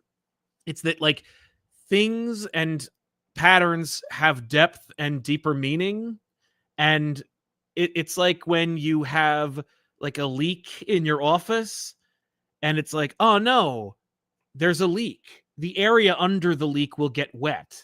And it's like, that could be the problem. But you might want to go check the roof and see if it's a larger issue. These are the things that you need to like focus on when you willfully accept art into your life and regularly communicate with those who interact with it as well. But yeah, so that's that. Let's jump into some super chats. Let's do that, because I don't want to talk about this anymore. Super Sandwich. Marvel won't address MJ's miscarriage that she sustained nearly 30 years ago, but this is a line the company is willing to cross. As far as I'm concerned, the deed has come due. I agree. I think it's weird and I think it's gross, and I think it's funny that like if you want to make Mary Jane like, you know, something else, you could do a million different ways, a million different stories, but like no one thinks about that, and no one who they want to hire remembers or wants to talk about those stories. It's very odd. Well, I mean, and like if you consider too the fact that there have been rumors about like, not rumors, there was, you know, allegations about how much Marvel creators are paid. Oh my god. It's like, yeah, they're probably not putting out their best work either. You know, you're not willing to pay your creatives. Anyway, J-Man27 Joe Star says MJ being Venom just proves to me that she can't sell books if she is in a relationship with Peter. Now, MJ being Venom can lead to great character development for a character since she hates the Venom. At least it's not Paul. Yeah, I mean, honestly, I think Paul would at least have allowed you to ignore it. Yeah. That's probably true. Hulkzilla, hope you guys had a fantastic trip. Absolute Wonder Woman gave me a huge grin with its exquisite art and wonderful story so far. Yes, exactly. New Doc Prime saying, have you heard about Marvel Comic Invasion game? Cosmic Invasion game. I made up my own thing. Yeah, of course. Yeah, it looks great. It's a like classic arcade style beat 'em up with Marvel characters. Yeah. The roster is amazing. It's like Spider-Man and Venom and Quasar, and I saw Quasar and I was like, Quasar? What are you doing here? It's great. I love it. And it has the potential to like expand and be like absolutely. More characters than Marvel Rivals has. It's gonna be awesome. That's not possible. Oh yeah. No, it is. It can easily be because really it's so cheap to make. I know. But yeah, Cat Loyal, Defend for Treats, Ryan North's F4 has been great so far. Has been so great. It's the best single issue stories in a very long time. I always end up with a big dumb smile after every issue. I'm glad you enjoy it, man. Ryan North seems to be having a great time. Marvel seems to like him a lot, so I don't think we'll be seeing him leaving that title anytime soon. That's fantastic. Josh P saying, hey guys, can we take a moment to talk about how part of Sal's job is to be in Indiana Jones and hunt down fun, obscure, and absolutely deranged comics for our viewing pleasure? Thanks for your service, Sal. Thank you very much, Josh P. I try, man. I have a few other relics that I'd like to talk about. We'll see. I need to really delve into them and read them more intimately than I have had the time to do, unfortunately. Fair. That's yours. No, Ahmed Jayad says, I finally got all 5 issues of Terminator. Love your Arab representation. Thank you very much, Ahmed. I appreciate it, man. Yeah, it's funny because that was actually a note. Not that, but they wanted sand. Editorial wanted sand. They were so like, hey, Terminator in the desert. That was like one of the notes I got. And I was like, that's all you got? All right. So I wrote 2 different stories about the Terminator in the desert. Both of them were in the Middle East. Which is funny because then I was like, oh, I guess I could have done like Death Valley or something, but I couldn't. I wanted it to be someplace you'd never seen before in a Terminator story. You got an opportunity to use Hassan's name. I did. I got to really rep nice. Hassan. Yeah, exactly. Ninetail Phoenix saying, hey y'all, my dad did some cleaning, found and gave me a copy of The Watchmen 1995. It's older than I am. It's bittersweet because he lost his sight and can't read comics. Oh, you should read them to him. You should read them to him. You should read them with him, like in that way. Oh, I'm not telling you what to do, by the way. That'd be so cool. That's so sweet though. Connor Elmore, y'all should consider a regular novel review show. Get that comics take up enough time though. Just know that if you did, you'd have a dedicated viewer. Thank you, Connor. I've definitely considered it over the years, but it's just like you said. Yeah, I'd have to read a novel. It takes me longer. Like way better at. I prefer. He's a fast reader. I am not. Well, thank you. Hulkzilla saying Godzilla on ComicPop. Yeah, it's happening. Lawrence Perry, I just read all new Wolverine and Spider-Girl from the 90s, and I loved them. Can you recommend any other legacy characters, and what are your personal favorites? Thanks, you both rock. Thank you very much, Lawrence. I mean, as far as legacy characters go, I'm not a huge legacy person. Like, I appreciate Spider-Girl. I like Mayday. Again, I think she's better in another reality. All New Wolverine is a great exception to that rule. Miles is a fantastic character. But I mean, I like younger characters. Like I appreciate Jaime Reyes, but like I don't have like a favorite Jaime Reyes story. I'd rather just read Static. Like younger, fun characters. I'm trying to think of any characters that I've read that are legacy characters. I'm sure they're there. Yeah. They're there, but I just don't. I'm not a huge fan. Oh, Matt Fisher, thank you very much for your very kind super chat saying, bringing down the pop week. Thanks, Tiff. Now I want to read Absolute Wolverine. I'm sorry. Now I got to get back into it. No, Absolute Wolverine. I made up a thing. Not Ultimate. Oh, that's right. Yeah. Sal, should I send you my 40 copies of Robin 3 with the sticker attached? No. Ethan said to. I know, don't. Next up for MJ, Galactus's Herald. Until Sal likes G.I. Joe, make mine C-pop. Thank you very much. Yeah. That would have been better. Yeah. They almost did. They kind of did that. There's a beautiful Babylon 5 creator, J. Michael Straczynski story where MJ gets the power cosmic for a minute. It's amazing. Handsome Ransom, chances MCU will see Logan covered in scorpions. That's like a soundbite that just lives rent free in my head, and I think it's actually because of Sal and less because of the animated series. Yeah, I doubt it. I doubt we'll see that. Yeah. That call. Who knows? I hope so. Bryce Harriet, thank you so much. Saying, hello, Sal. I'm so pumped for the Q&A. Thank you for hosting so many engaging shows and creator interviews. Tiffany, you're also great at interviews. I'm not. She is. I appreciate you. No, she is great. I get nervous. Yeah, I'm a nervous person. It's true. Matt Fisher, I legit read Wolverine Revenge in 5 minutes. Yep. It takes some time. Look over the art. That's what it took me longer. I was just like happy to look over the art for that one. But yeah. Matt Fisher coming back to say, next up for MJ, director of S.H.I.E.L.D., who uses Ultron to steal everyone's power and police the world. All these are better ideas than what we got. I would rather see MJ be a member of S.H.I.E.L.D. I'd still be annoyed, but at least it's not Venom. Here, I'll do this one too. Silas Loudon saying, hope you guys are doing good. You ever read the Superman Fantastic Four crossover? Of course, yes, I've read it. I would keep your eyes peeled for that someday. Induced Fear, thank you very much for your unbelievably generous super chat. We really, really appreciate this. Thank you, man. Holy crap. It's been a while since I caught a live show. I hope you guys are doing good. Keep crushing. You too, Induced Fear. Thank you so much for your generosity. Welcome back. And welcome back to the show. All as well. Yeah, hopefully you're back for a good reason, and we will see you soon. But really appreciate your generosity. Thank you, man. Thank you. Bear Farmer. If you had to pick a DCEU character for a Doomsday, Oh, for Avengers Doomsday? who?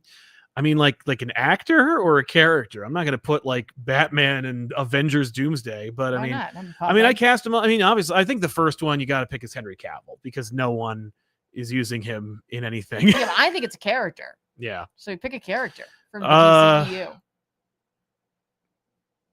I don't know. I don't really love any of them. What about Peacemaker? Yeah, that'd be You fine. could show up. Yeah, Peacemaker and Daredevil can team up. That'd be fine. You'd be like, it's yours. Jordan Torres. Hey guys, thanks for all that you do. Loved seeing you at Zapcon. Thank you, Jordan, for coming. Was curious what you thought about the new Daredevil show. Hype for the new miniseries.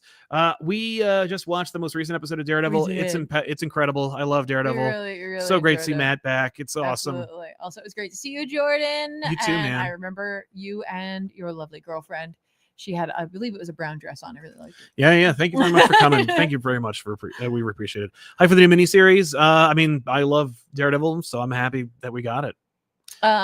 Gotham Go Bang saying, "Hey, ComicPop, just Hi. Wanted to say thank you for all the great content. I'm a huge fan of your shows. Have you ever thought about doing more Zdarsky Daredevil on the couch, Devil's Reign, Red Fist Saga?" Yes, absolutely. I was like Red Fist of Sonya because Red Sonya hand. Yeah. Red Sonja becomes the leader of the hand. It has to fight Daredevil. That'd be awesome. I don't think I'm going to talk about Zdarsky's Daredevil much outside of Devil's Reign, but maybe we'll see. But I do want to do Devil's Reign. That'd be fine. Dylan Hall, what are each of your favorite underappreciated gems? Indie or big two, current or older? Keep up the great work. I love positivity in this space. Thanks, Dylan. Underappreciated gem. I mean, there's a lot of books out there that I think are underappreciated. Well, name a few of them. I don't know, man. Into Shambhala. Oh yeah. I Killed Giants. I know Power Fantasy is getting a lot of love, so I'm gonna go with Once in Future. Oh, there we go. Yeah. I mean, since we're talking about Spider-Man, I'll say like the DeMatteis Sal Buscema Spectacular Spider-Man period. I found a trade paperback at Zapcon. I didn't grab it, but it was like a Web of Spider-Man period. But like, I love 80s Spider-Man.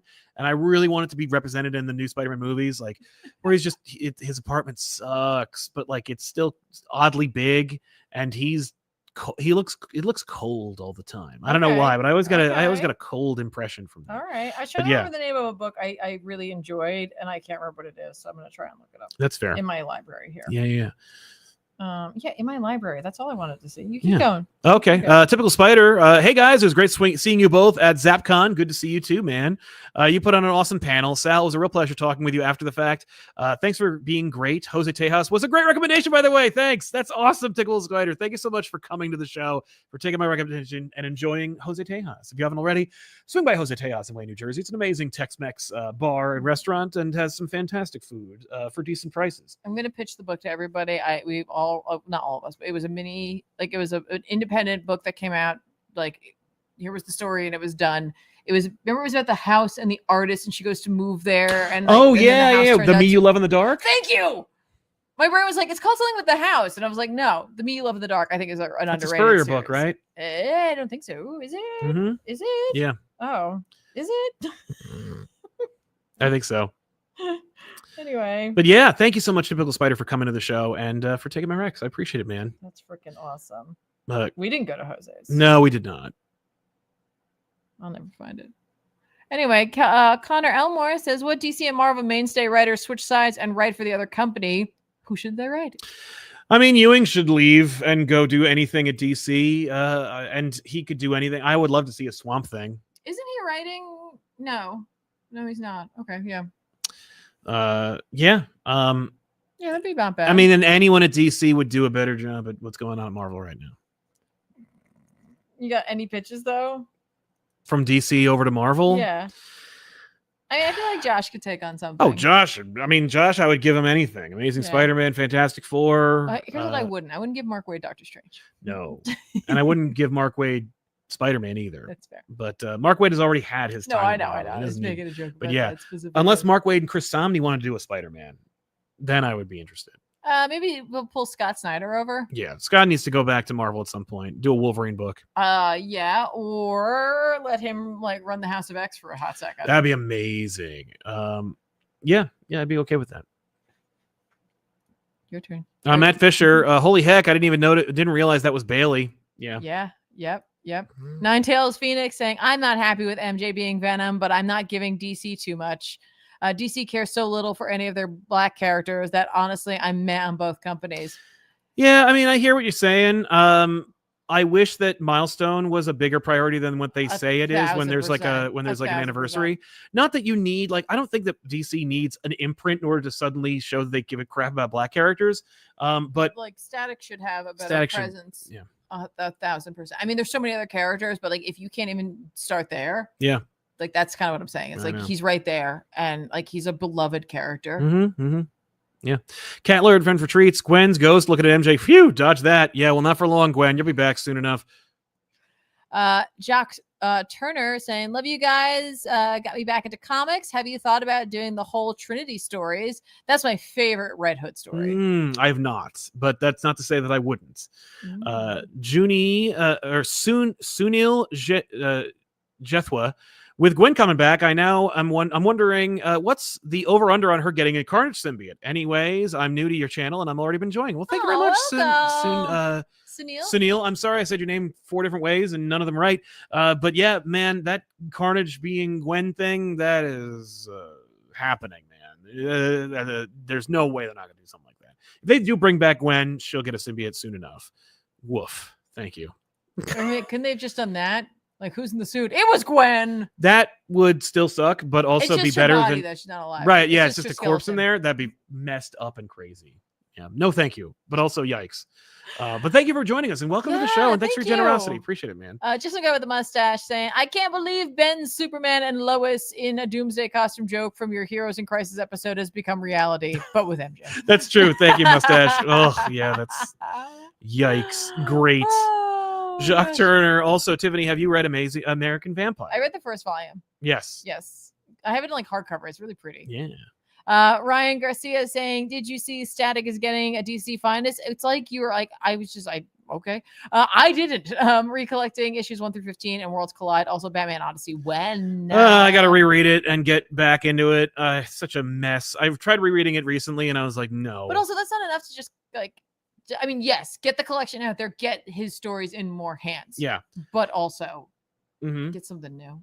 Like, for Static. Yeah, but I've seen the new and I don't like it. I know, but take another shot. Like, you're willing to give some of these characters like 1,000 tries where it's like, here's a story, there's a story. Like, Godzilla's got like 17 books coming out. Zatanna's had 2 miniseries recently. It's like, that's fair. It's pouring outside. I know, we got to get out of here right now. But I'm thrilled. By the way, if you haven't already, pick up Static from DC's Finest.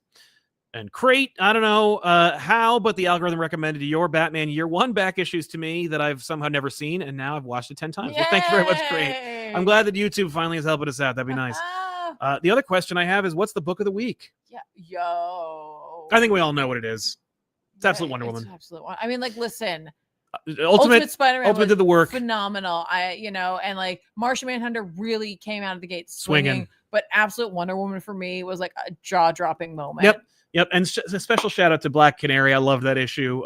But between Ultimate Spider-Man and Absolute Wonder Woman, Ultimate Spider-Man's more of the great stuff, but Absolute Wonder Woman crushed it this week. She really did. She really, really did. But let's get into some recommendations before the power goes out here at the studio, because I'm sure we will. Yeah, I think my first recommendation is don't forget to pre-order that Godzilla. Yes, Godzilla versus LA. Not only will you be getting a fun Godzilla book, but you'll also be helping to support those who were afflicted by the wildfires. IDW is apparently giving 100% of the proceeds. Yep. Which is for the first issue. For that first issue. So I think that's well worth it to go out and grab that. Again, you get to feel good about donating, and you also get a comic book for it. I think that's good guy IDW over there. Yep. Thank you, Joey Z and Padman. Crypto and Jeff should be the first crossover, not gonna lie. I am there for that's a smart idea. Those two are in the limelight. One for Super Positive and one for that adorable little shark is gonna eat me and throw me off the map. Yeah, no. And by the way, just get Kelly Thompson to write it, get Guri here to draw it, and we're good to go. I'm ready for that. I that's all I want now. Yeah. I don't need anything. Nah, come on. Spider-Man who? No, we're getting that. Batman what?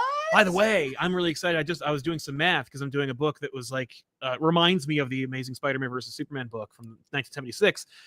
Next year, It's going to be like 50 years since the last book. That's crazy. So Absolute Superman number 6 coming out. This is a fantastic series, so I can't wait to see more of it. That Ultimate X-Men number 14. I feel like we just got one of these. I'm like, are we racing to an end? I don't know, but I'm loving this book. Absolute Green Lantern's dropping. I'm excited to try that out. Definitely be checking out that book for sure. Yep. Birds of Prey number 20 is coming. I like that series a lot. I'm going to be reading Moon Knight Fist of Khonshu number 7. Hey, if you were excited to hear about Mary Jane becoming Venom, well, that issue is coming out, so keep an eye out for that. But more importantly, Daredevil Cold Day in Hell number 1 is coming out. We're going to be Dark Knight Returnsing the Daredevil. I'll try anything once. All right, why not? Marvel Rivals number 1. I think it was out digitally already. It's coming out. I'm gonna have to check that out. Yep. I just can't help myself. If I have time, I'll read Deadpool Kills the Marvel Universe one last time, number 1. That'll be neat, I guess. We'll see how it goes. Are you gonna read Resurrection Man Quantum Karma number 1? It's from Ron V. I'll probably give it at least and 1 or 2 label. issues. Yeah, that sounds good to me. I'm gonna try it out.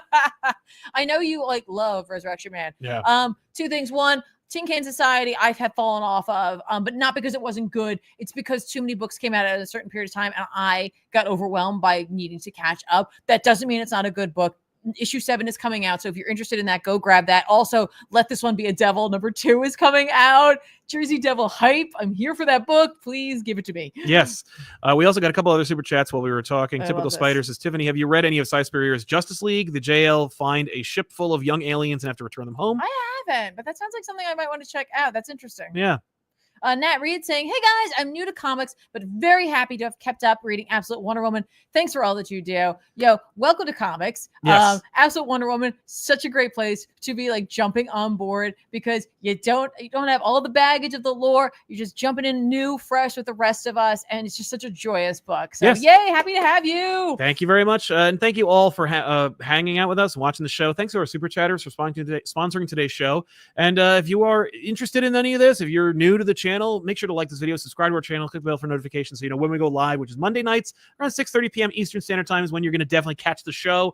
But also there's more. This channel in particular, ComicPop Returns, is a podcast channel. We make shows like these on a fairly regular basis. There's a show that we drop on Sundays. We do interviews with comic book creators, and of course we also play video games over on youtube.com at ComicPop Plays. That's Tiffany's channel where she plays video games Tuesdays and Wednesdays typically. Yes. Also, folks, this is a live show, obviously. So this is March 31st. Tomorrow's Liar's Day. That's right. So I don't want to. Oh my God! Could the whole thing be an April Fool's joke? Well, we'll see how dated this episode is. But, my God! Wait, could it? Could it actually be a completely? Could they have just spent this much money to make that happen? It wouldn't cost any money except to hire the artist to draw stuff. But they're all just they could just be variant covers anyway. So yeah. What? Wow. I didn't even think of that. And that's how effective April Fools can be. It just sneaks up on you. All right, we'll keep a pulse on that one. Yes. Oh my freaking God. Yeah. Also, if you're on the East Coast around 9:15 tomorrow morning, just send me all your good vibes. I'm not gonna tell you why, but please just send me all your good vibes. Folks. Yeah. Wow. But yeah, so make sure don't believe any news reports tomorrow. They will all be fake unless they're from the real news. For real. Could this be? Yes. There's a 50-50% chance. I think it might be. Well done. Good call. But so anyway, we want to thank you so much for hanging out with us. Make sure to like this video, subscribe to our channel, and check out Tiffany on youtube.com at ComicPop Plays or twitch.tv/ComicPop if you prefer Twitch. And otherwise, we'll see you guys next week with another episode of Off the Rack. I'm Sal. I'm Tiffany. So long, everybody. Thanks a lot for hanging out with us. Bye. Bye.